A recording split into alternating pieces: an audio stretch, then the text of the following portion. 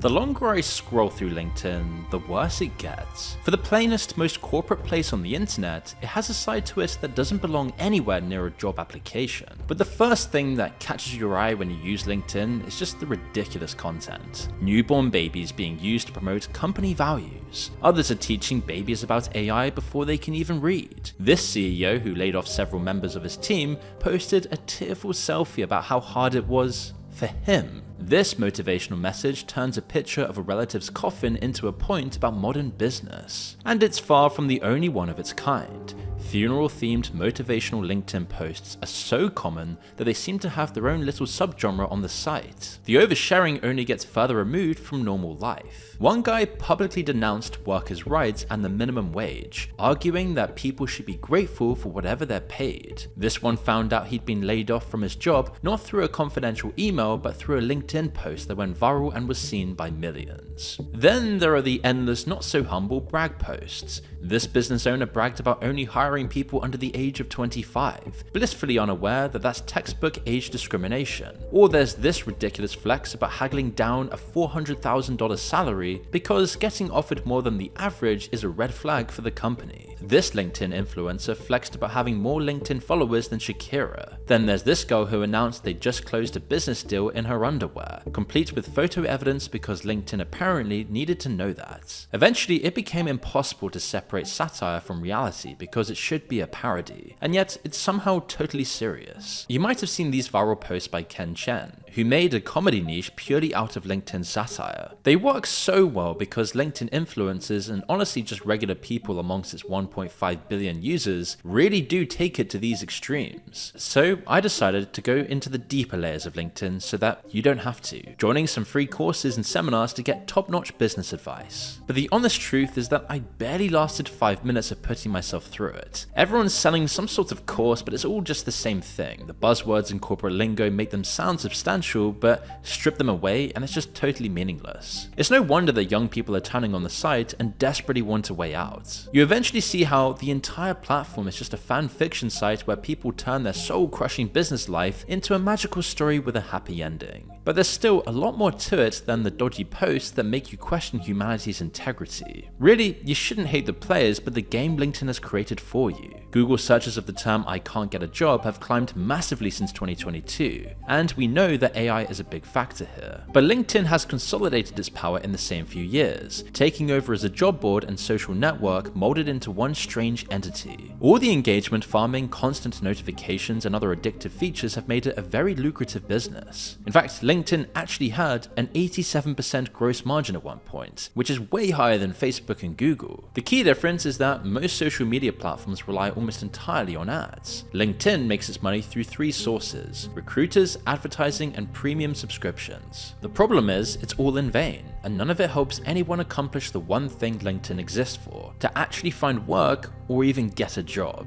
If you've struggled to find work either now or in the past, you can at least take some solace in the fact that there's someone out there with a worse experience than you. Welcome everybody, my name is Michael, and today we're discussing about how I applied to 1,000 jobs, actually way more.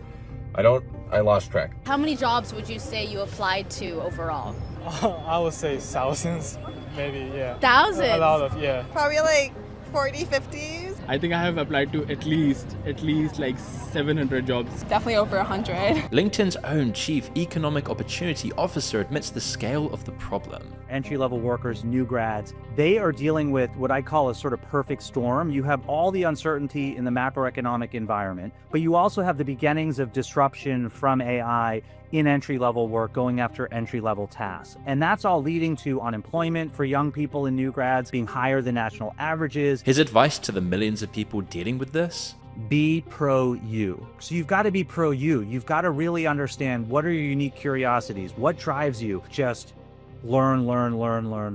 So the answer is to be pro-you. There's no one in the world who knows what that means, let alone how to act on it. Really helpful stuff from a man whose entire job is telling people that the platform they're struggling on is working amazingly well, paying off its shareholders while creating generations of LinkedIn lunatics. And the advice for getting a job mirrors exactly what people do on LinkedIn. Just lie through your teeth and play the part. Hard-earned merit doesn't count. Reddit's Our Jobs is where people talk about this honestly, and it paints a very different picture than anything you'll find on LinkedIn itself that isn't a parody. One user runs a service that applies for jobs on behalf of others. Over 2 years, he submitted more than 100,000 applications across every industry, and his biggest insight is that the whole thing is essentially a race, not a test of ability. His advice is to apply within 48 hours or don't bother. Anything older than 30 days is either filled or fake, which then raises the question, if the window is that small, why are there thousands of stale job listings on LinkedIn at any given moment? Someone claiming to have worked at LinkedIn for 3 years might have the answer. They say most jobs posted on the platform were already filled internally before the listing even went live. HR policy just required a public posting. They also say the open to work banner, the one LinkedIn actively encourages you to use, is seen as a red flag by hiring managers. Other LinkedIn employees disputed this in the comments, but the fact that people who work there can't even agree tells its own story. And then there's the issue that so many jobs are merely there to collect data, often illegally. One user went through 4 full rounds of interviews, including a take-home assignment that took hours before being told the role had just been frozen.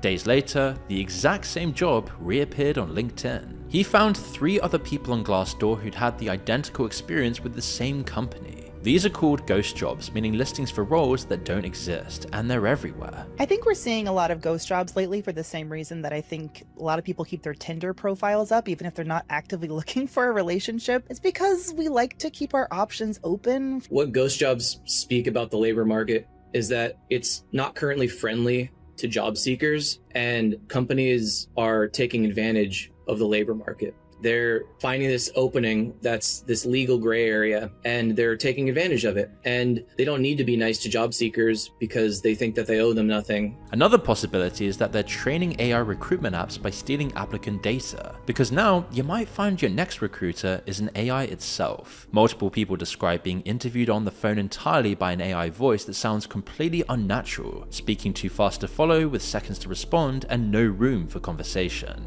A growing number of companies, reportedly including Meta, Netflix, MasterCard, and Domino's, are now regularly using AI interviewers as a part of their screening process. The pitch is that it lets employers talk to virtually every applicant rather than just a handful. Most of our customers are unable to get humans out to about 95% of applicants. So rather than fix the system that's generating thousands of applications per listing, the solution is to have an AI bot sort through them. The AI asks you questions, records your answers, and scores you based on your responses. No human sees you until the machine decides you're worth it. Every candidate will be asked the same question, same rating score, very consistent during the interview, and it will be depending on the responses. So based on the job description, the response, what was that level of, I would say, competency of that capability from 0 to 5, being, mastery of that skill to not aware. One user found an AI interview link on Reddit and decided to troll it. He applied for a role as a global head of engagement synergy systems. His core skills lay in loyalty orchestration, funnel velocity optimization, and omni-channel engagement harmonics. The AI obviously loved it. He then spent several minutes feeding it increasingly absurd corporate buzzwords, and then it confessed to being a rapper around ChatGPT.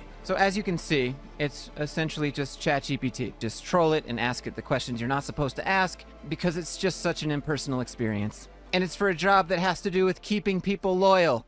Your first interaction is with an AI. This is where the job market is heading. You can't get past the bots to reach a human. And if you do, there's a decent chance the human on the other side has already been told what to think about you by an algorithm that scored your personality. And while all of this is happening to its users, LinkedIn itself hasn't been exactly a model of integrity. In 2025, it came out that LinkedIn had flipped a privacy setting that automatically opted users into allowing their private messages to be used to train AI models. Not long ago in 2026, an investigation found LinkedIn was secretly scanning users' browser extensions, which can reveal things like religious beliefs, political views, health conditions, and whether you're actively looking for work. The thing about LinkedIn mining your data is that it's directly tied to your real name, employer, and career. On any other platform, you're a username and can play a character if you want to. On LinkedIn, you're truly representing yourself. And so this makes everything they do with your data much more consequential. But this is all still just the surface level of LinkedIn. Below that, you can see why this site has become a subcultural behemoth with a strange side it doesn't try very hard to hide. Back when it was created by the PayPal mafia, it was supposed to be a fairly plain job board but evolved in step with all other social media sites to build addictive algorithms into its core. But LinkedIn's algorithms were unlike any other social media platform in history. Start with language. LinkedIn's algorithms are known to promote its own corporate cult-like vocabulary. Scientology has Going Clear, Heaven's Gate had The Next Level, LinkedIn has Synergy, Alignment, Stakeholder Value, Thought Leadership, and leveraging core competencies to drive scalable impact in cross-functional environments. There's always someone who tries to ironically rail against it and reject the corporate lingo, but then they just end up inventing their own. You're now quiet quitting, quiet firing, rage applying, bare minimum Monday, act your way to protect your peace, coffee badging, main character energy, setting boundaries, and of course, toxic positivity. LinkedIn wants a new version of you that fits the corporate group dynamic, which changes but always has some sort of uniformity. Also, you can't really leave. Though people do try, take this LinkedIn influencer with over 80,000 followers. She wrote this massive dramatic post about leaving LinkedIn, and then halfway through she says, quote, "So as of today, LinkedIn is no longer my primary contact publishing platform. I will keep my profile, I will stay connected to so many of you, I will read and share from time to time, but my content will now live on my Substack." So she's not even leaving, and guess when her last post was? About 1 hour before I saw this one, which is now 10 months old. There's also something unusually confessional about the whole platform. You're pressured to share everything and be vulnerable among your existing and future colleagues. People even go as far as discussing the darkest chapters of their lives, which does happen on other social media platforms, though it feels slightly odd on one where no one is classed as friends but merely varying degrees of connections. Incidentally, Scientology also runs auditing sessions that require members to confess their most personal fears and past actions to an auditor while hooked up to an e-meter. That's a make-believe device designed to read spiritual signals through electrical currents. The cult called Nexium took it further, requiring members to hand over what they called collateral before they were even admitted, including nude photographs, damaging personal secrets, and rights to their physical assets. That actually started as a career development program. Students listed their courses as qualifications alongside their degrees and certifications, attaching themselves to what they thought was a legitimate professional development brand. The head of this particular cult, Keith Rayner, was sentenced for various human trafficking and racketeering crimes, among a bunch of other things not even that long ago in 2020, and got 120 years in prison. LinkedIn has been used to recruit for many nefarious purposes over the years. North Korean hackers posing as recruiters to install malware, Chinese and Iranian intelligence recruiting Western spies, and different forms of cybercrime. But it's also used to recruit and promote for cults themselves. Right now, today, there's a profile on LinkedIn for a man named Egon Chirikian. He's listed as a registered federal lobbyist and a US registered foreign agent. His education section says he's currently enrolled in over 20 different programs at universities across several countries. His work experience includes the US Congress and Department of Justice, the UK House of Lords and House of Commons, and other government agencies around the world. It also claims he's published papers as a particle physicist at CERN, and you can find those papers in academic archives. On a surface glance, it looks like any other profile belonging to a highly accomplished person, the LinkedIn final boss, but it's basically all fabricated. In the 1970s, the US Securities and Exchange Commission issued a violation order against him for misrepresenting his education and employment history.